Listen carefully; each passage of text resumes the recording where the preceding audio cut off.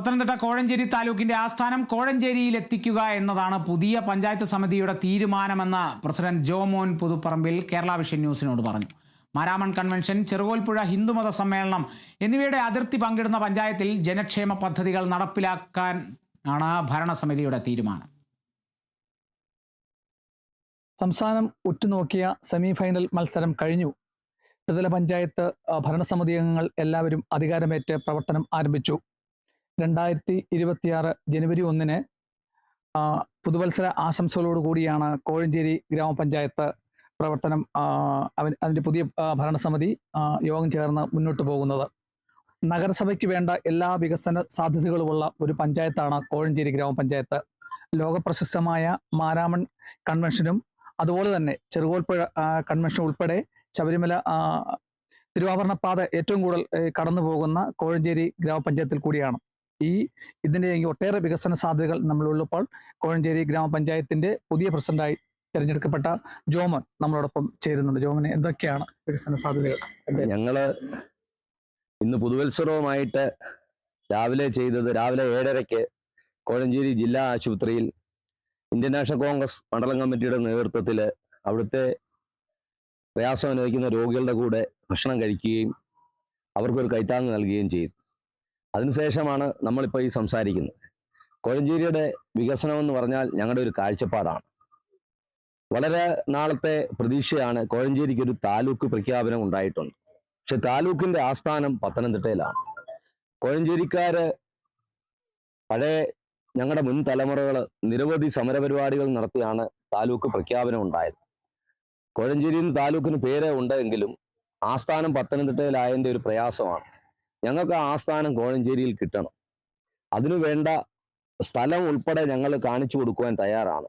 പക്ഷെ സർക്കാരിൻ്റെ ഇറിഗേഷന്റെ കീഴിൽ കിടക്കുന്ന സ്ഥലവും നിർമ്മിതി കേന്ദ്രം ഇരിക്കുന്ന സ്ഥലവും ഒക്കെ മല്ലപ്പുഴശ്ശേരി കോഴഞ്ചേരി പഞ്ചായത്തിന്റെ സൈഡിലാണ് നിർമ്മിതി കേന്ദ്രം. അവിടെ ആ വസ്തു ഉപയോഗിക്കാം. കോഴഞ്ചേരി ടൗണിൽ കോഴഞ്ചേരി തെക്കേമലയിലുള്ള 75 സെന്റ് സ്ഥലം ഇറിഗേഷന്റെ അതുണ്ട്, അത് ഉപയോഗിക്കാം. ഇതൊക്കെ സിവിൽ സ്റ്റേഷൻ പണിഞ്ഞ് അവിടെ താലൂക്ക് ആസ്ഥാനമാക്കുവാൻ സാധിക്കും.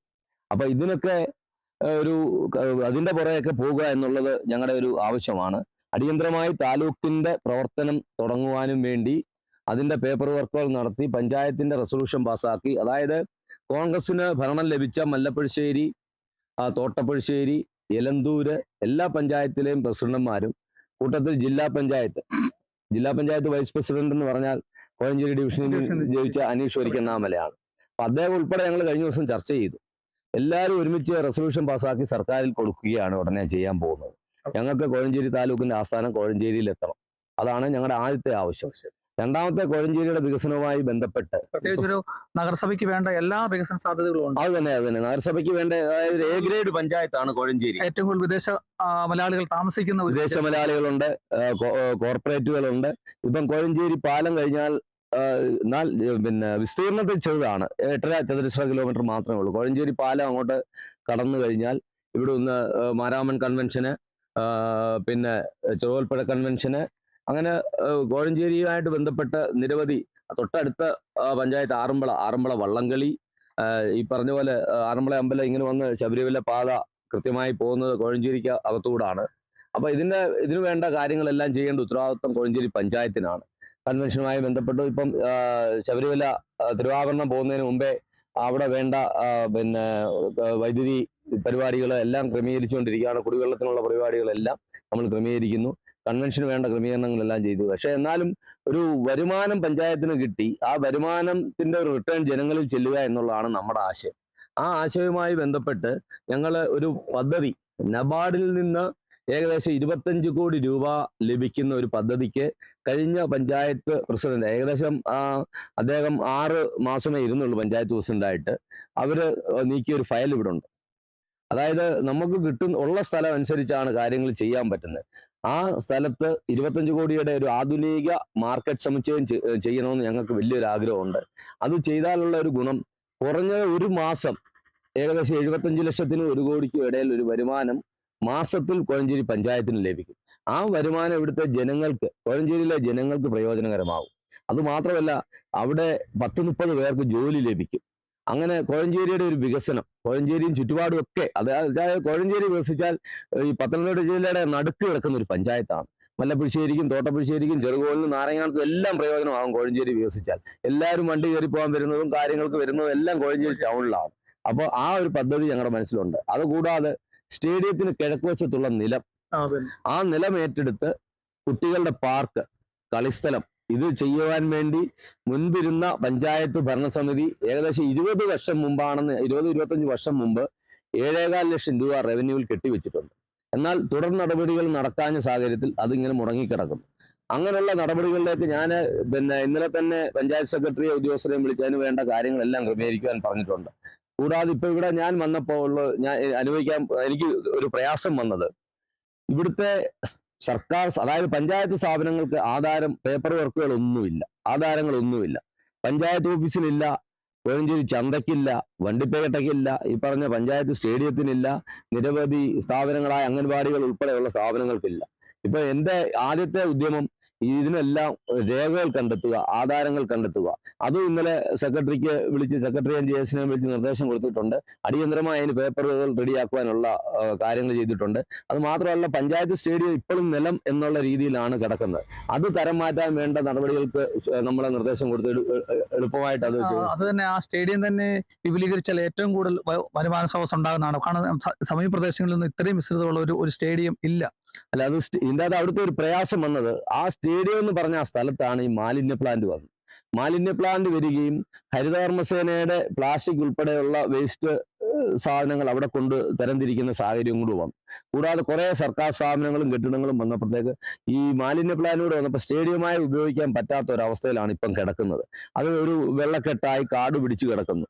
അത് അവിടെ അത് സ്റ്റേഡിയമായി നിലനിർത്തണോ, അതിന് കിഴക്കുവശത്തുള്ള നിലം അക്വയർ ചെയ്തിട്ട് അവിടെ ഒരു കളിസ്ഥലമാക്കണോ എന്നുള്ള ഒരു ആലോചന അടുത്ത കമ്മിറ്റി കൂടുമ്പോൾ നമ്മൾ മെമ്പർമാരെല്ലാം കൂടെ ആലോചിച്ച് ചെയ്യാനാണ് നമ്മൾ ആഗ്രഹിക്കുന്നത്. അതായത് കോഴഞ്ചേരിയുടെ ഒരു വികസനം കൂട്ടായ ഉത്തരവാദിത്തോട്, അതിൻ്റെ അകത്ത് രാഷ്ട്രീയമൊന്നുമില്ല. രാഷ്ട്രീയമൊക്കെ ഇലക്ഷന് മുമ്പായിരുന്നു, അത് വെളിയിൽ പഞ്ചായത്തിന്റെ അകത്ത് അത് ഭരണസമിതി ഒറ്റക്കെട്ടായിട്ട് നിന്ന് കോഴഞ്ചേരിയുടെ വികസനം മുൻപോട്ട് കൊണ്ടുപോകുക എന്നതാണ്. പിന്നെ നമ്മുടെ ഈ പഞ്ചായത്തിലാണ് ജില്ലാ ആശുപത്രി, അതിന്റെ പണി പുരോഗമിക്കുന്നു. ജില്ലാ ആശുപത്രിയിലെ ഒരു കെട്ടിടത്തിന്റെ പണി പുരോഗമിക്കുന്നുണ്ട്. പക്ഷെങ്കിൽ അത് നല്ല കാര്യം. 30 കോടി രൂപയുടെ പ്രൊജക്ട് ആരോഗ്യവകുപ്പിന്റെ കീഴിൽ ചെയ്യുന്നതാണ്. അത് വളരെ നല്ല കാര്യം, ജനങ്ങൾക്ക് പ്രയോജനകരമാകും നമ്മൾ പ്രതീക്ഷിക്കുന്നു. പക്ഷെങ്കിൽ അതിൻ്റെ അകത്തൊരു പ്രയാസം വന്നത്, ആ റോഡ് വീതി കുറഞ്ഞ ഒരു സ്ഥലമാണ് ജില്ലാ ആശുപത്രിയുടെ ഫ്രണ്ട് വശം. അതൊന്ന് വൈഡനിങ് ചെയ്യണമെന്നുണ്ടെങ്കിൽ, റോഡൊന്ന് വീതി കൂട്ടണമെന്നുണ്ടെങ്കിൽ അതിനുള്ള സ്ഥലമില്ലാത്ത രീതിയിലാണ് അവർ ആ കെട്ടിടം പണി മുമ്പോട്ട് പോയത്. പല പ്രാവശ്യം സൂപ്രണ്ടിന്റെ അടുത്തും ബന്ധപ്പെട്ട അധികാരികളുടെ അടുത്തും നമ്മൾ പരാതി കൊടുത്തു. ഇതിനൊക്കെ നേതൃത്വത്തിൽ സമരമൊക്കെ കോൺഗ്രസ് മണ്ഡലം കമ്മിറ്റിയുടെ നേതൃത്വത്തിൽ കൃത്യമായ സമരപരിപാടികൾ അവിടെ നടത്തി. ഇപ്പൊ ഞാൻ ഇന്ന് അവിടെ ജില്ലാ ആശുപത്രിയിലെ രോഗികളുമായി ബന്ധപ്പെട്ട് അവിടെ ചെന്നിട്ട് ഞാൻ ആ പണി നടക്കുന്ന സ്ഥലത്തോട്ട് ചെന്നപ്പോൾ ഒരു റൂം അവിടെ പണിയുന്നു. ആ റോഡിനോട് ചേർത്ത് സർക്കാരിന് ഒരു നിയമവും പൊതുജനങ്ങൾക്ക് വേറൊരു നിയമവും എന്നുള്ള രീതിയിലാണ് അവിടെ പണി നടക്കുന്നത്. അവര് എന്തൊക്കെയോ പറയുന്നു, അത് അവിടെ പണിയാതെ പറ്റത്തില്ല. അപ്പം തീരെ വീതി കുറഞ്ഞ ആ സ്ഥലത്ത് നാളെ കഴിഞ്ഞ് 1 മീറ്റർ ഒന്ന് വീതി കൂട്ടണേ പോലും പറ്റാത്ത അവസ്ഥയിൽ ആ റോഡ് സൈഡിൽ കൊണ്ട് ഒരു വേസ്റ്റ് ടാങ്കും പിന്നെ ഒരു ചെറിയ മുറിയും അവിടെ പണിഞ്ഞു വെച്ചിട്ടുണ്ട്.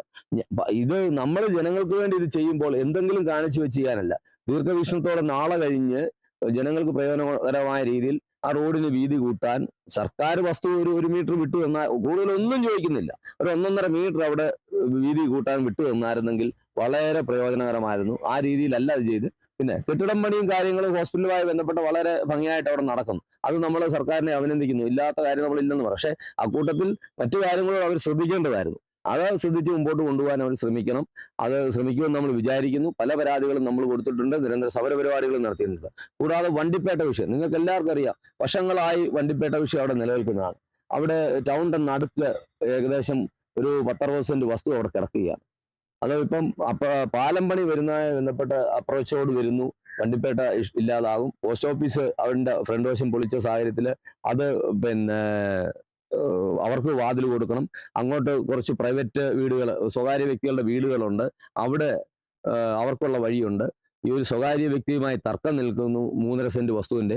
ഇതെല്ലാം പരിഹരിച്ചാൽ ആ വണ്ടിപ്പേട്ടയിൽ എന്തെങ്കിലും കാര്യങ്ങൾ ചെയ്യാൻ പറ്റും. ഹൈക്കോടതിയിൽ ഒരു കേസ് നിലനിൽക്കുകയാണ്. അതിനുള്ളൊരു ശ്രമത്തിൽ ആ സ്വകാര്യ വ്യക്തിയുമായി നമ്മൾ ഉടനെ ചർച്ച നടത്തും. അദ്ദേഹത്തിനെ ഞാൻ കഴിഞ്ഞ ദിവസം കണ്ടായിരുന്നു, സംസാരിക്കുന്ന കാര്യങ്ങളെ പറ്റി എന്ന് പറഞ്ഞു. അങ്ങനെ ഒട്ടേറെ നിരവധി വികസന പ്രവർത്തനം. കൂടാതെ നമ്മുടെ ഏറ്റവും വലിയൊരു ആഗ്രഹം, ഇവിടെ ഒരു ഫണ്ട് കളക്ഷൻ ഉണ്ടാക്കുക സെക്രട്ടറിയുടെ അക്കൗണ്ടിൽ പഞ്ചായത്തിന്റെ. അതായത് ഇവിടുത്തെ പാവപ്പെട്ട ജനങ്ങൾക്ക് അതായത് അസുഖമായി വരുന്ന അടിയന്തരമായി പാവപ്പെട്ട ജനങ്ങൾക്ക് അസുഖമായി വരുമ്പോൾ അവർക്ക് ഒരു സഹായം, വിവാഹം, പാവപ്പെട്ട പെൺകുട്ടികളുടെ വിവാഹവുമായി ബന്ധപ്പെട്ട് പിന്നെ വിദ്യാഭ്യാസ സഹായം, പാവപ്പെട്ട കുട്ടികളുടെ വിദ്യാഭ്യാസ സഹായം, ഇതിനുവേണ്ടി ഒരു ഫണ്ട് കളക്ട് ചെയ്ത്, ഒരു ചാരിറ്റി പദ്ധതി പോലെ ഫണ്ട് കളക്ട് ചെയ്ത് സെക്രട്ടറിയുടെ പേരിൽ അക്കൗണ്ടിൽ വെക്കുകയും ആ അക്കൗണ്ട് അതാത് വാർഡ് മെമ്പർമാരും ഉദ്യോഗസ്ഥന്മാരും പരിശോധിച്ച് അപേക്ഷ വരുന്നതനുസരിച്ച് കൃത്യമായി അവർക്ക് ചെയ്തു കൊടുക്കാനും വേണ്ടി നമ്മൾ ശ്രമിക്കുന്നു. അങ്ങനെ ഒട്ടേറെ ജനക്ഷേമ പദ്ധതികൾ മുൻനിർത്തിക്കൊണ്ടാണ് UDFന്റെ നേതൃത്വത്തിൽ ഭരണമേറ്റ കോഴഞ്ചേരി ഗ്രാമപഞ്ചായത്ത് പ്രസിഡന്റും ഭരണസമിതി അംഗങ്ങളും മുന്നോട്ട് പോകുന്നുള്ള ഒരു ഉറപ്പാണ് കേരള വിഷൻ ന്യൂസിനോട് പറഞ്ഞിട്ടുള്ളത്. ക്യാമറ പേഴ്സൺ പ്രദീപ് അങ്ങാടിക്കലിനൊപ്പം പ്രസാദം ജെ, പത്തനംതിട്ട.